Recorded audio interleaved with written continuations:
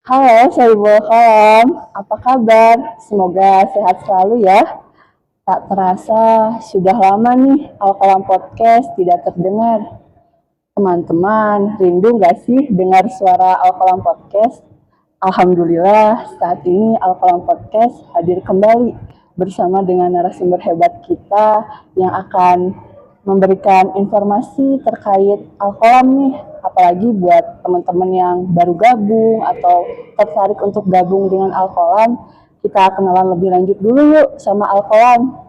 Nah, sebelumnya kita kenalan dulu nih sama Akang yang ada di sebelah saya. Kita kenalan dulu ya, Kang. Boleh. Sebelumnya, Assalamualaikum warahmatullahi wabarakatuh, Kang. Waalaikumsalam warahmatullahi wabarakatuh. Salam kenal ya, Kang. Saya Meita Listianingsih, biasa dipanggilnya Mei atau Meita, Kang. Oke. Saya di sini sebagai presenter episode podcast kali ini. Mungkin saya ingin bertanya dulu ya, Akang, nama lengkapnya siapa, dari punggawa mana di Al-Qalam? Boleh dijelaskan ya, Kang? Ya, jadi untuk semuanya, salam kenal. Nama saya Muhammad Ginanjar Eka Arli, tapi biasa dikenal Kang Agi di sini mah. Kalau ya bisa dibilang nama pena atau nama beketnya itu Agi Eka. Tuh. Dan kalau status di Al-Qalam itu sebagai alumni punggawa angkatan kedua. Gitu. Jadi angkatan kedua ini angkatan pertama setelah UKM-nya resmi gitu. Karena angkatan pendiri itu disebutnya angkatan 0, pas masa transisi mengajukan ke UKM itu angkatan 1. Nah, setelah resmi jadi UKM, yang pertama kali dibina itu angkatan 2. Ya, kebetulan masuknya di periode pertamanya itu, jadi kita masuk angkatan 2 itu di tahun 2012. Ya, untungnya pas ya, jadi sekarang 2024 angkatan 14 gitu. 20. Oh iya, betul, Kang. Ya. Untuk sekarang 14. 14 kan betul ya. Jadi ngikutin belakang-belakangnya. Iya, Gitu. wah. Iya, Kang. Kalau boleh tahu domisilinya di mana, Kang? Kalau sekarang tinggal di Marga Asih. Oh, di Gitu. Marga Asih. Kalau dulu mah lahir di Cianjur, besar di Lampung. Jadi jalan-jalan. Oh, memilih Universitas Pendidikan Indonesia jurusan apa, Kang? Nah, kalau di UPI-nya aku masuk pendidikan matematika. Pendidikan matematika. Jadi emang agak jauh ya kuliah di matematika, tapi hobinya malah nulis. Iya, betul, kan. Cukup Ya, berbeda bidang ya. ya, karena matematika itu kan otak kiri banget, dan sementara nulis kan harus otak kanan. Kita harus berimajinasi. Ya, mungkin biar seimbang kali ya. Iya, salam kenal ya Kang Agi. Siap. Gak kerasa berarti ya Kang, dari tahun 2013, udah beberapa tahun yang lalu. Iya, udah lebih dari 1 dekade. Aduh Kang, tapi aku jadi penasaran nih Kang. Kalau boleh tahu, kenapa sih Kang memilih untuk bergabung dengan Al-Qalam gitu? Seperti awal mulanya tahu Al-Qalam itu dari mana? Terus apa sih yang Akang dapatkan selama menjadi anggota Al-Qalam? Bisa diceritain ya Kang, bagaimana perjalanannya sampai lulus? Siap. Jadi awalnya gini, tahun 2010-2011 itu lagi rame-ramenya yang namanya blogger gitu. Waktu itu kan kebetulan Raditya Dika lagi naik. Terus teman-teman seangkatannya itu kayak Alit Susanto, Sitlisius, kemudian Bena Kribo. Nah, banyak blogger-blogger itu lagi bikin buku, kemudian lagi menginfluence, dan orang-orang banyak tertarik tuh buat bikin blog. Jadi zaman blog itu muncul setelah periode Facebook. Oh iya. Zaman dulu itu Friendster dulu, terus ke Facebook, habis itu orang pengen berekspresi lebih, akhirnya bikin blog gitu. Nah, aku termasuk yang waktu itu lagi tertarik buat nulis. Dan kebetulan waktu nyampe di UPI itu kan UPI punya fasilitas UPINet ya, gitu, tempat kita bisa online dengan gratis. Karena waktu itu juga yang punya laptop masih jarang, kemudian wifi, internet juga itu masih terbatas, makanya hampir tiap hari akhirnya kita main tuh ke UPINet. Nah, dari sana jadi mulai kepikiran, kayaknya pengen coba diseriusin nih gitu buat belajar nulis. Tapi di sisi lain, untuk UKM, itu kan UKM kepenulisan jarang banget. Kebanyakan teman-teman waktu itu kan pengennya ke UKM dakwah lah gitu ya. Dan UKM dakwah kan paling kayak UKDM gitu kan, Baki atau Kalam, nggak ada tuh yang fokusnya nulis Betul kan? gitu. Dan karena dulu anak rohis juga, jadi kepikiran ada nggak ya yang bisa ngegabungin dua-duanya, yang bisa belajar Islam sekaligus belajar nulis. Nah, alhamdulillahnya momennya pas banget. Waktu itu lagi lewat di Musola Jika FMIPA, tiba-tiba ada pengumuman tuh open recruitment UKM kepenulisan Islami Al-Qalam. Wah, ini udah kepenulisan Islami gitu. Jadi kan pas banget. Apalagi dulu itu teh ngelihat pengumumannya seminggu setelah pendaftaran UKDM tutup. Jadi kan udah nggak ada harapan ya, teman-teman yang lain udah pada ikut pembinaan di UKDM. Aku galau nih, belum punya UKM sendiri. Jadi oh ini nih mumpung Al-Qalam buka, cobain lah gitu. Pas ikut wawancaranya, ikut pembinaannya, baru tahu oh ternyata UKM-nya kayaknya baru nih gitu. Jadi benar-benar sambil belajar. Di semester awal waktu pas ikut PPA gitu-gitu itu mah masih biasa aja lah, belum banyak pembinaannya gitu, khususnya di pembinaan kepenulisannya. Jadi lebih pengenalan organisasi dulu. Nah, setelah masuk tahun kedua, baru tuh di sana kan kita mulai ngegodok. Di Al-Qalam teh ada yang namanya kurikulum kan, kurikulum kepenulisannya. Nah, kurikulum itu dirancang sama pendirinya Kang Eko Apriansyah atau nama penanya Yansa El Korni. Nah, sama Kang Eko itu dibikin ada 4 jenjang. Ada anggota apa muda dulu ya, anggota dasar.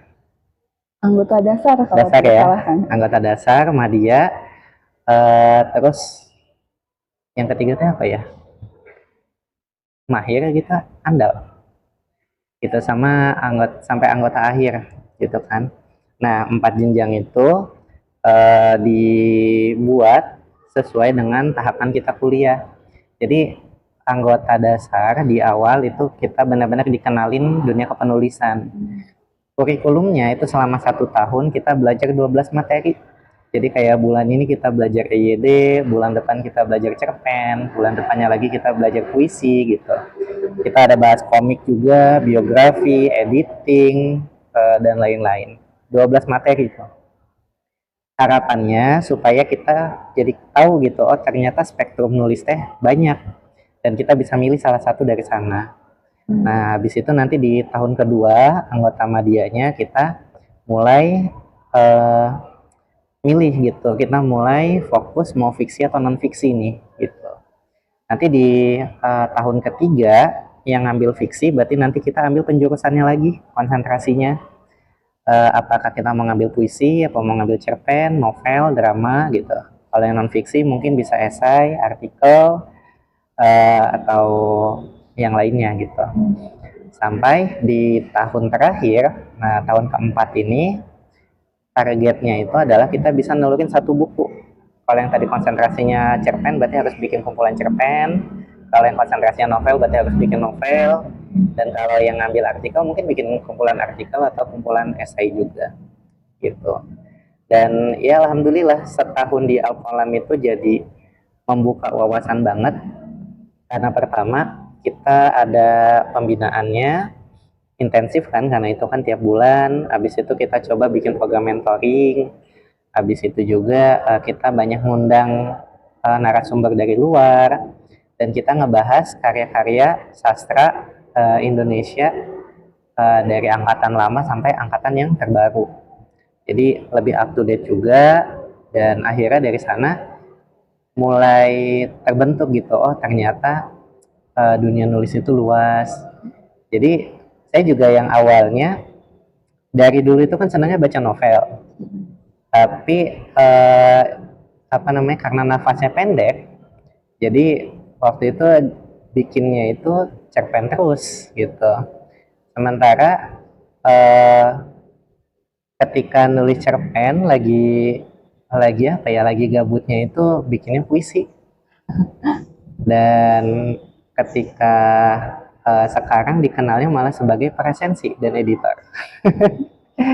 Jadi kemana-mana Berbeda jalur ya. Iya, tapi ya itu namanya proses lah ya. Jadi apa namanya, pengennya pengennya sampai sekarang sebetulnya masih pengen coba nulis novel gitu, tapi dapat amanahnya jadi juri lomba cerpen terus gitu, nulisnya puisi sekarang udah agak jarang sih, ya mungkin pilihan juga. Tapi ya dari sana eh, kan kita kita juga memang apa ya, prosesnya mencoba-coba ya, dari situ kita nemuin mana yang lebih nyaman. Dan ya kalau untuk sekarang sih fokusnya mungkin lebih, kalau nggak jadi juri lomba kepenulisan cerpen puisi, paling ya jadi editor sama presensi lah, nah reviewer. Dan meresensi ini akhirnya kan dikembangin karena medianya lebih banyak sekarang kan, dari yang Instagram jadi Bookstagram, di YouTube jadi Booktuber, ada juga katanya podcast jadi bookcaster gitu, bahkan di TikTok katanya ada BookTok sekarang teh. Nah, iya, Kang. Makin banyak inovasi Makin baru. banyak, iya kurang lebih gitulah jadi. Ya, Masya Allah, Kang. Saya yang mendengarnya pun ikut kagum gitu ya, Kang.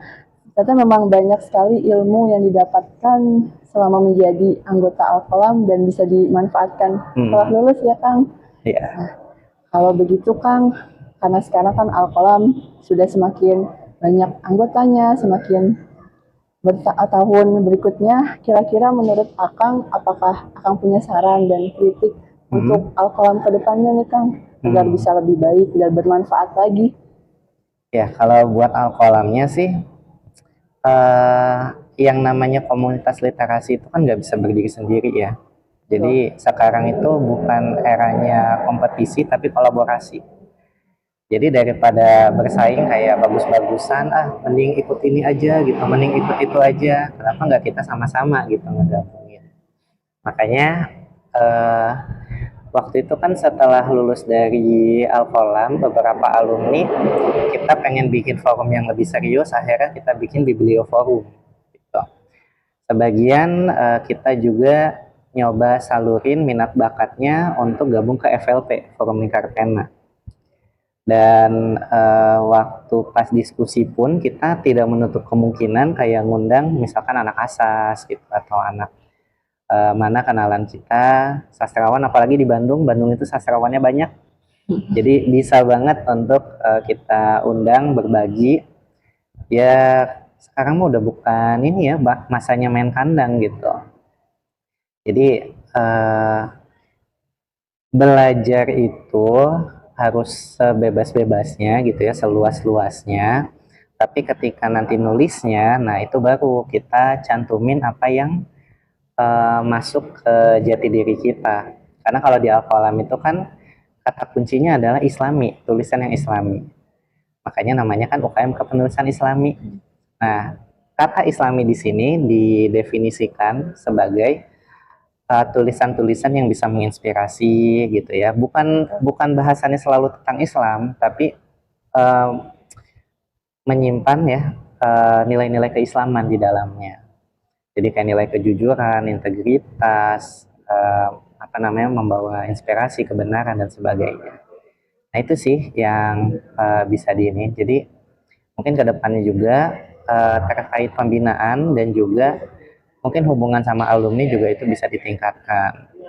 Jadi supaya yang ada di kampus ini kemampuannya bisa ditingkatkan. Apalagi sekarang kan alhamdulillahnya karena kita udah 14 angkatan, alumninya udah banyak nih gitu, dan masing-masing udah ketemu jalannya. Jadi enak zaman sekarang kalau butuh pemateri itu kan tinggal undang-undang aja tuh yang udah pada jadi gitu, buat sharing. Kalau zaman dulu kan kita bingung ini siapa yang ngisi, kenapa si Akang itu lagi ya, Akang itu lagi. Iya, zaman dulu itu cuma Kang Eko terus yang jadi narasumber. Nah, kalau sekarang ya alhamdulillah bisa lebih luas. Jadi komunikasi itu penting ya, Kang. Penting sekali. Komunikasi kepada alumni, kepada pemateri-pemateri dari luar. Ya, dan coba up to date aja sih isu literasi sekarang lagi rame apa, atau komunitas literasi di Bandung juga lagi fokusnya di mana gitu. Yang sekarang lagi rame juga ini komunitas baca gitu, karena di Bandung itu ada beberapa komunitas baca yang awal itu kan dari pecandu buku, terus sekarang itu lagi banyak sistem silent book club. gitu. Jadi kalau di Instagramnya tuh ada @baca di Bandung gitu. Nah itu konsepnya kayak baca rame-rame. Habis itu udah selesai nanti ada diskusi gitu. Gimana yang buku yang dibaca tadi tentang apa gitu, bisa sharing ke yang lain. Atau eh, yang apa namanya di perpustakaan Ajib eh, itu juga lagi banyak diskusi tentang buku di sana. Nah, jadi mungkin siapa tahu nanti bisa mampir. Karena kalau dulu sih forum-forum literasinya mungkin banyaknya di bazar buku. Kalau sekarang bazar lagi agak kurang tuh. Jadi mungkin forum-forum diskusi, kalau nggak ikut di luar mungkin kita bisa ngadain juga. Gitu. Baik Kang, terima kasih untuk saran dan masukan untuk Alkolam. Insya Allah mungkin kami akan mencoba mengembangkan lagi Alkolam agar lebih baik dan bermanfaat. Siap. Tapi oh ya, aku juga mau tanya juga nih Kang. Tadi kan kita udah membahas tentang Alkolam. Nah, sekarang aku ingin tahu terkait karir sih Kang. Nah, mungkin dari Akang, aku ingin tahu nih, Akang setelah lulus dari Alkolam dan UPI, apa saja sih karir yang sedang Akang jalani ini? Boleh diceritakan ya Kang? Ya, jadi gini, kalau karir secara umum, kalau di perusahaan itu kan biasanya karir itu vertikal ya. Jadi kayak misalkan kita jadi staff dulu, kemudian kita naik jadi kepala bidang, naik lagi jadi manajer, jadi pimpinan, sampai jadi pengawas gitu kan, supervisor dan sebagainya. Nah, tapi kalau dinulis, karir itu bukan ke atas tapi ke samping. Gitu. Kenapa ke samping? Karena gini, modal kita nulis itu kan sebetulnya modal bercerita ya. Gitu. Katakanlah kita awalnya belajar nulis cerpen. Cerpen itu kan kita belajar bikin karakter, kita belajar bikin alur gitu ya, bikin plot dan sebagainya. Nah, ketika kita mencoba mengembangkan plotnya, menambahkan karakternya, dari cerpen itu kan bisa kita perluas jadi novel. Ya. Nah, ketika misalkan kita udah bisa bikin novel, lalu kita mau novel itu difilmkan, berarti kan kemampuan nulisnya berkembang dari nulis novel jadi nulis skenario, gitu kan, dan sebagainya. Jadi dari modal bercerita aja itu mau kita bikin ke fiksi non fiksi sebetulnya bisa, gitu. Dan makanya tadi pengembangan dari teman-teman itu modalnya cuma satu tapi bisa kemana-mana. Nah, kalau untuk aku pribadi, kebanyakan angkatan aku lah ya. Angkatan aku itu yang pertama, kalau yang ngajar di sekolah, kebanyakan itu akhirnya jadi pembina ekskul literasinya. Bisa ekskul jurnalistik atau karya ilmiah mungkin. Jadi bikin mading gitu. Karena bikin mading itu kan konsepnya kayak bikin buletin ya kalau di Alfalam. Cuma bedanya kan lebih dihias lagi aja gitu. Secara konten kan sebetulnya sama, kita udah belajar. Terus juga kita di sini belajar kayak bikin majalah, bikin buku gitu ya, penerbitan. Nah, pas sampai di sekolah itu kan bisa diterapin. Dasar-dasar nulisnya itu sebetulnya bisa kepakai di mana-mana. Minimal kita bikin caption aja itu kan nulis. Ya, enggak hanya bikin caption, bikin status pun itu kan nulis sebetulnya. Karena kita mikir supaya statusnya ini menarik, banyak di like, bisa di share. Nah, gimana tuh gitu, itu kan ada polanya. Bisa apa di Twitter bagaimana 140 karakter itu bisa menarik. Di Instagram gimana kita ngegabungin foto sama tulisan. Bahkan sekarang kan nggak cuma foto tapi ada tulisan yang dijadiin foto gitu kan. Nah, itu kan ilmunya ke sana. Jadi modal nulis ini sebetulnya bisa kemana-mana, nggak cuma jadi penulis doang. Ya selain memang tentu jadi penulis yang full time itu bisa banget ya. Entah kerja di penerbitan, entah kerja di percetakan misalkan, atau mungkin di surat kabar gitu. Apalagi sekarang kan portal berita online juga udah banyak tuh. Nah, itu bisa kita jajaki. Tapi di luar itu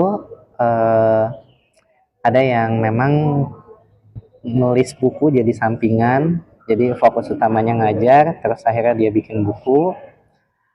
Untuk aku pribadi juga karena banyaknya fokus di ngedit gitu.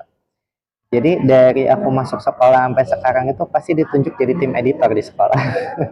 Buat editor soal UTS, soal UAS gitu. Itu pasti jadi editor.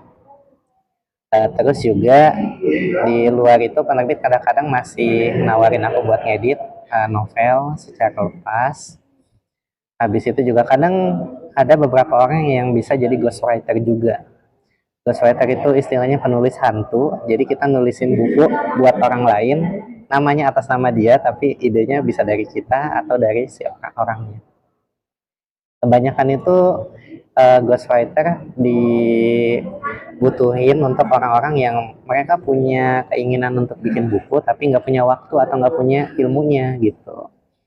Nah, beberapa anak Alfalam ada sih yang jadi ghostwriter. Jadi ngebantu bikinin buku untuk orang lain. Walaupun kadang kitanya juga belum punya buku gitu, tapi malah bukunya buat orang lain duluan.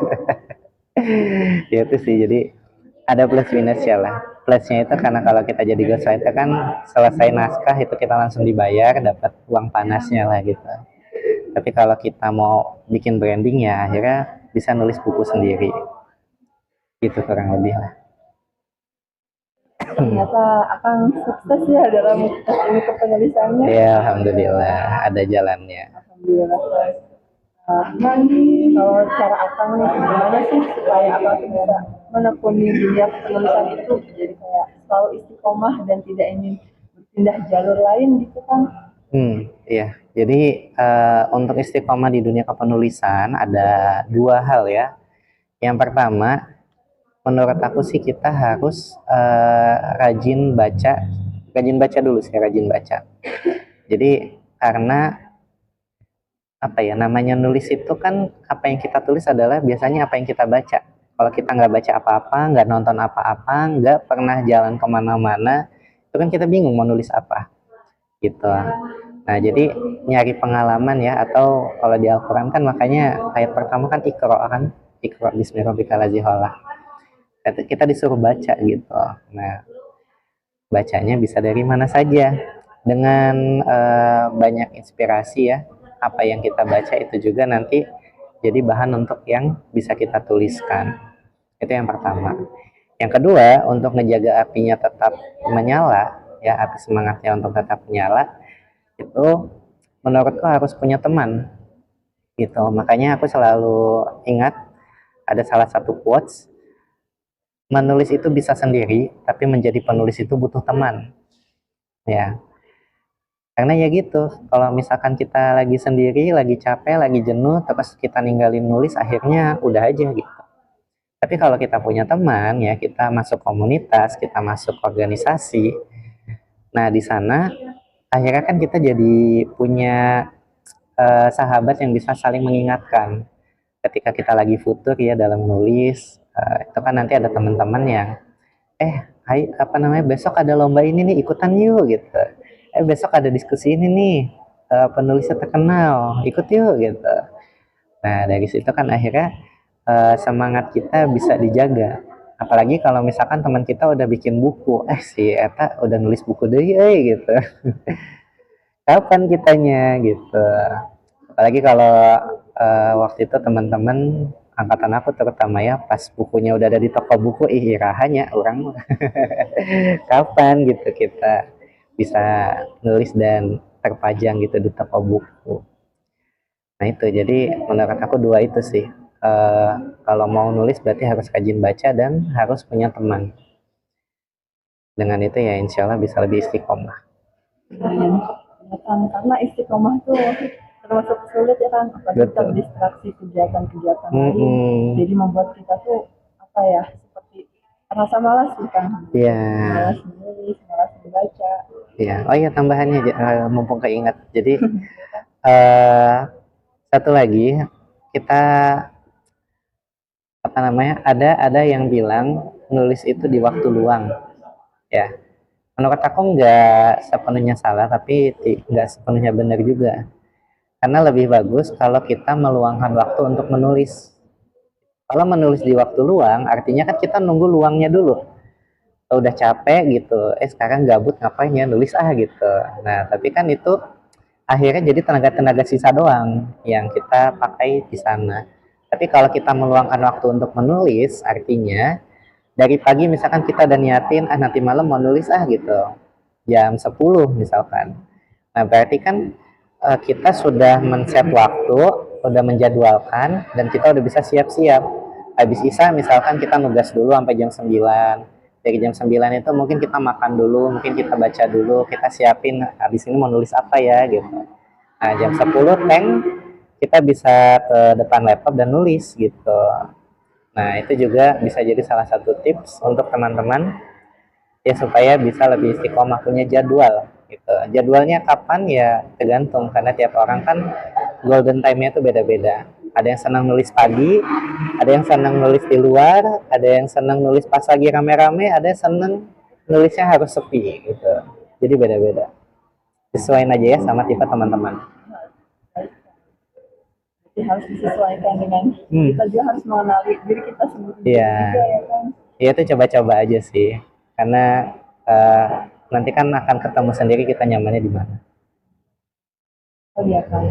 Sekarang mungkin tadi kan udah bahas tentang misalnya kita, aku juga mau minta tips nih kan dari mahasiswa-mahasiswa yang terkait karir. Lagi kan sekarang lagi musim wisuda, masih banyak tuh mahasiswa yang mau lulus.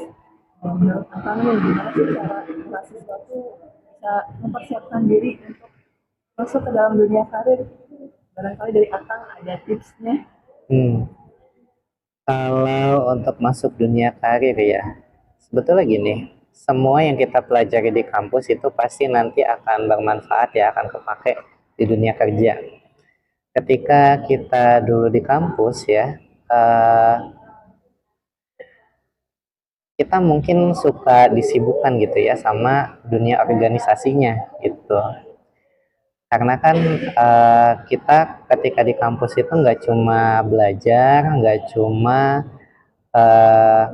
ikut pembinaan, tapi kan kita biasanya suka jadi panitia juga gitu ya, dan sebagainya. Maka dulu juga Al-Qalam itu sempat ada yang mengkritik katanya, ini mah bukan UKM kepenulisan Islami, ini mah UKM IO Al-Qalam katanya. Saking waktu itu lagi padat-padatnya. Karena angkatan aku dulu 2014 terutama itu kita tiap hari pasti ada rapat divisi ya, dan tiap minggu pasti ada kegiatan. Sampai anak-anak sempat protes sebagian teh, ini kita bikin kegiatan terus nulisnya kapan gitu. Nah tapi ya itu dia apa namanya, karena pertama tidak semuanya memanfaatkan pembinaannya mungkin ya, jadi kayak ada yang ikut di rapat-rapatnya doang tapi nggak pernah ikut dispen. Ada yang apa namanya, pas lagi acara kita ngundang narasumber ya, nulis kita ngundang penulis besar, bukannya masuk ke dalam venue-nya tapi jaga stand doang di depan gitu. Nah itu kan apa namanya, tidak memanfaatkan kesempatan ya gitu. Jadi harus bisa seimbang juga gitu supaya kita bisa merasakan manfaat dari apa yang kita petik. Nah, pengalaman itu ya, pengalaman jadi panitia, dikejar-kejar deadline, itu kan nanti pasti akan kepakai di dunia kerja. Jadi yang pertama, jangan merasa apa yang kita pelajari di kampus itu tidak berguna. Karena nanti secara langsung ataupun tidak langsung, pasti akan merasakan manfaat dari apa yang kita lakukan sekarang gitu. Nah kemudian yang kedua, mungkin sudah mulai dicari minat bakatnya gitu ya. Makanya tadi kalau kayak Teh Rahma minatnya di puisi, sampai sekarang istiqomah di puisi gitu, itu masih oke. Kang Eko pendiri kita dulu itu dia sempat jadi duta bahasa di Provinsi Bangka Belitung. Lulus itu dia kerja di Salman jadi reporter. Sekarang buka bisnis Woman Islami. Kalau ditanya masih nulis nggak, masih, tapi nulisnya sekarang nulis iklan, nulis artikel di blog gitu ya, di Facebook gitu, nulis jarkoman. Nah itu dia, jadi kepake tetap ilmunya di sana. Mungkin nanti teman-teman juga kalau yang memang fokus fokus pengen jadi penulis, berarti mulai pikirin nanti pengen jadi penulis yang kayak apa. Pengen jadi penulis yang menginspirasi kah, pengen jadi penulis cerpen kah, pengen jadi penulis puisi kah. Karena kalau udah fokus di satu genre ya, lebih baik fokus di satu jalan dulu. Makanya ada quotes juga, katanya kalau untuk belajar sesuatu itu first follow the rule and then follow your heart. Ya, jadi untuk pertama pas belajar itu kita harus ikutin aturannya dulu, belajar dasarnya dulu gitu. Kalau udah tahu dasarnya kayak gimana, kan tinggal terserah kita mau pakai teknik yang mana gitu. Nah, makanya jadi untuk di kampus mending belajar sebanyak-banyaknya, nanti pas sudah menjelang lulus dan pas sudah lulus kita pilih yang sesuai passion kita. Mungkin gitu. Kang, terima kasih ya Kang untuk tips dan saran-saran masukan yang sudah Kang berikan. Mudah-mudahan bisa diterapkan ilmunya oleh kita semua. Amin.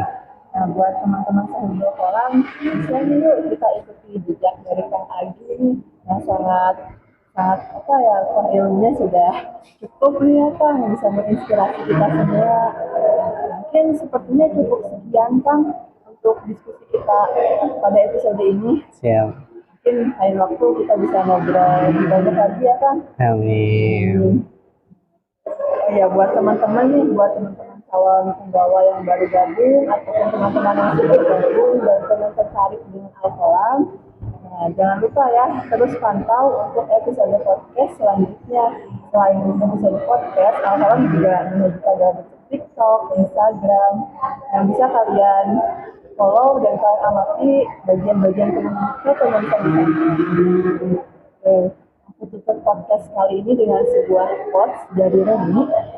If everything around seems light, look again, you may be the light. Jika segala sesuatu di sekitar terlihat gelap, coba lihat sekitar, lihat lagi, mungkin kamu adalah cahayanya. Mungkin kita tutup dengan jargon Al-Qalam dulu nih Kang. Masih ingat nggak ya? Masih ya.